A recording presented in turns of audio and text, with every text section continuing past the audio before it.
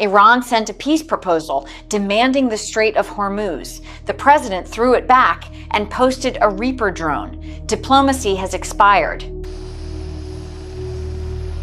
The ceasefire is officially on massive life support.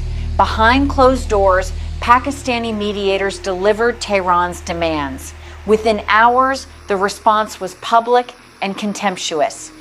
A presidential social media post featured an MQ-9 Reaper eliminating an Iranian fast attack craft. The message from Washington requires no translation. The rejection aligns with the shifting operational picture. The naval blockade remains fully active, costing the Iranian regime $500 million daily. With oil storage at maximum capacity and domestic pressure mounting, Tehran's decentralized command structure is running out of leverage and time in the Persian Gulf.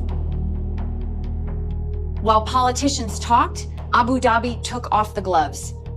They secretly bombed an Iranian refinery, welcomed the third combatant to the war.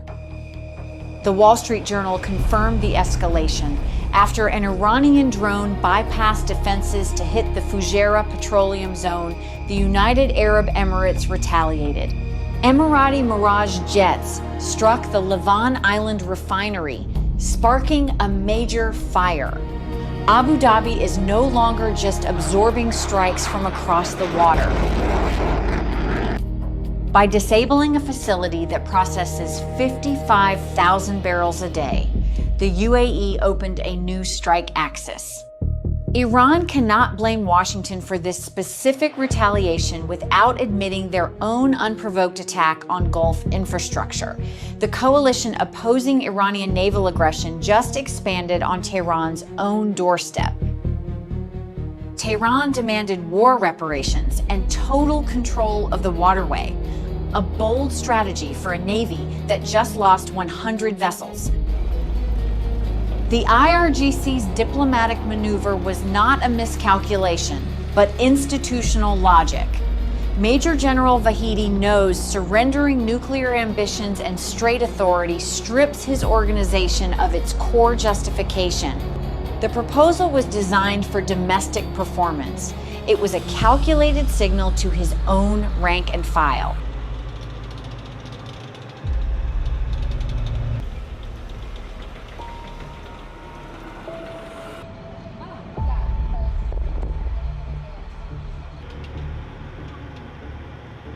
Now, the true threat materializes. Between 500 and 1,000 fast attack craft are dispersed along Iran's southern coastline.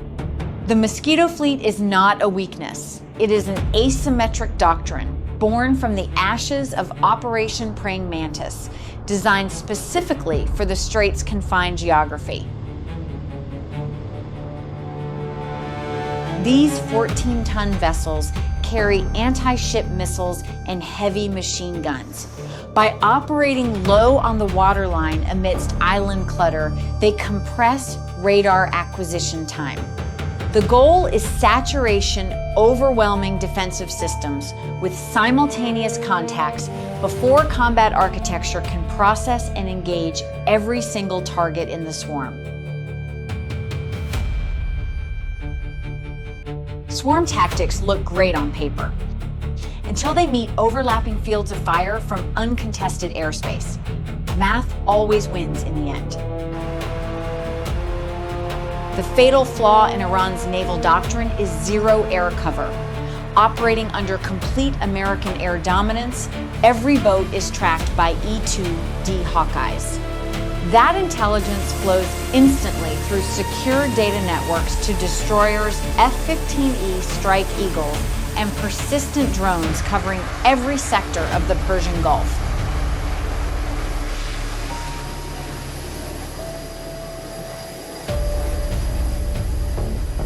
Six boats eliminated in 12 minutes. That was the documented baseline. The kill chain is tested, operational, and waiting for a target. The MQ-9 Reaper handles surveillance and precision lethality on the same sortie, utilizing Hellfire missiles that minimize collateral damage.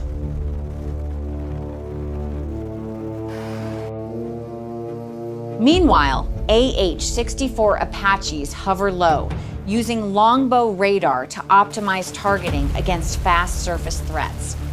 Their 30mm chain guns turn fiberglass hulls into debris efficiently and clinically.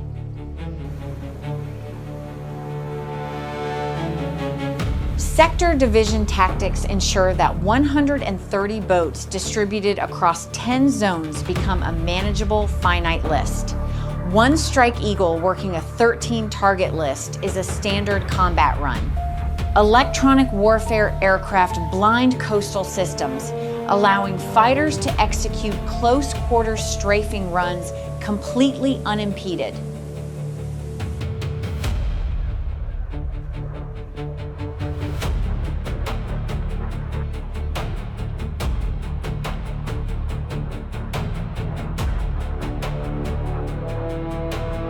The psychological track is advancing alongside the military preparations.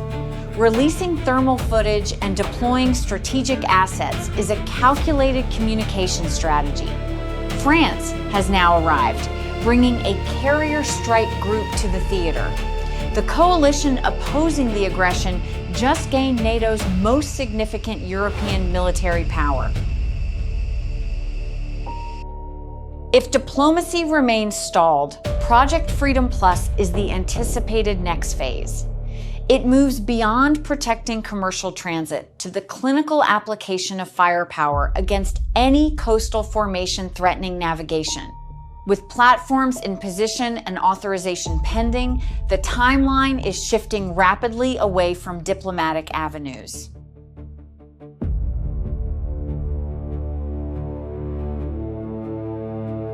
The ceasefire is on massive life support. The Mosquito fleet waits in coastal caves. The kill chain is fully primed. Someone has to blink. The upcoming summit in Beijing represents the final remaining variable. China must decide if supporting a collapsing regime serves its interests better than a negotiated resolution. If the summit fails to extract genuine nuclear concessions, the physics clock on Iran's storage capacity and military endurance continues running down. The strategic miscalculation relies on hoping Washington reverts to historical patterns of restraint, but maximum pressure has been maintained. The target set of decentralized boats has never been more visible. The platforms that will execute the operation have already demonstrated their efficiency in the Persian Gulf.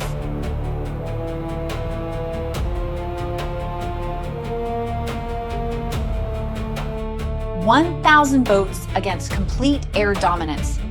A strategic gamble that defies basic logic. The Persian Gulf is about to get very loud.